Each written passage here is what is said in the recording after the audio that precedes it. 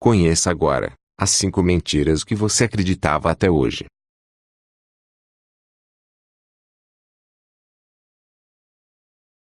Os touros não gostam da cor vermelha.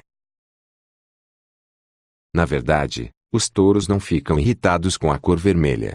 Inclusive, poderia ser qualquer outra cor: azul, verde, amarelo, marrom. Os touros não poderiam se irritar com as cores, pois como muitos animais eles não enxergam cores. E então o que faz o touro irritado é o movimento que o toureiro faz com a capa. Alguns touros são treinados para reagir mais agressivamente a esse movimento, e a quantidade de força em que o touro vai para cima do toureiro depende de como o toureiro executa o movimento.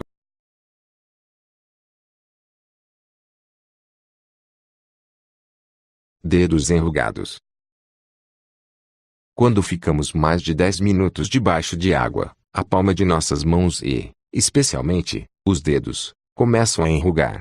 Desde crianças sabemos que isto é assim, e sempre foi explicado que a razão é que a pele absorve água, incha e ocupa mais espaço, causando dobras. Mas, tal como sugerido por estudos científicos, a explicação pode estar errada.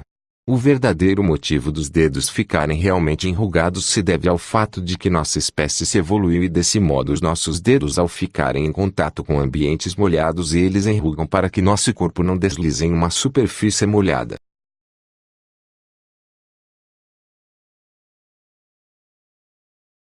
Napoleão era baixinho. Napoleão Bonaparte tinha 1,68 metro, a altura dentro da média para os franceses do século XIX e bem razoável até para os padrões de hoje. Essa medida está registrada nas anotações do médico italiano François Carlo Antomarchi, que cuidou de Napoleão até sua morte, em 1821, na ilha de Santa Helena. Não se sabe por que Napoleão ganhou fama de baixinho. Uma hipótese: ele era frequentemente visto pelo povo à frente da guarda imperial, que muitas vezes os guardas são altos e então ele era visto como baixinho. E uma outra hipótese é que o chamavam assim porque em português o seu nome continha a palavra baixo, mas até hoje não se sabe ao certo o porquê dele ser chamado assim.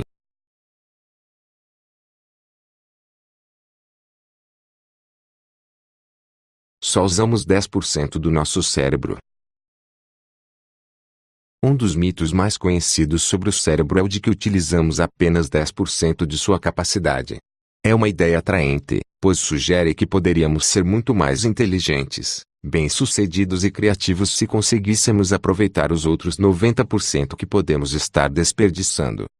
Infelizmente, isso não é verdade.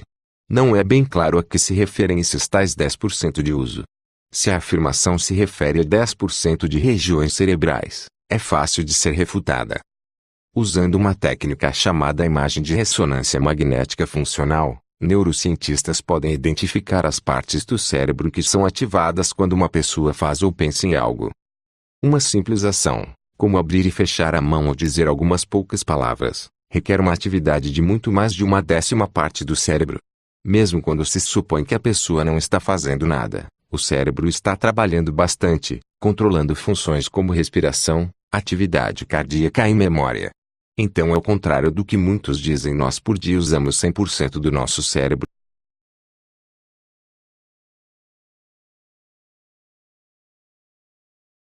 Cabral descobriu o Brasil. No dia 22 de abril comemoramos o descobrimento do Brasil. Na mesma data, só que no ano de 1500, Pedro Álvares Cabral chegava às terras de Veracruz, que mais tarde seriam chamadas de Brasil. Ele chegou próximo à região de Porto Seguro, no estado da Bahia. Pedro Álvares Cabral não foi o primeiro português a pisar em solo brasileiro.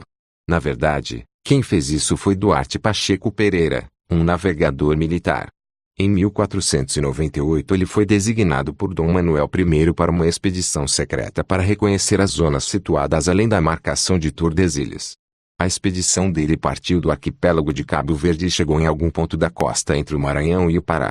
A partir desse ponto, Pereira seguido pela costa norte, até a foz do rio Amazonas e a ilha de Marajó. Também é discutido se realmente o Brasil foi descoberto, já que antes de Cabral e Pereira, nosso país já era habitado por povos nativos desde a pré-história.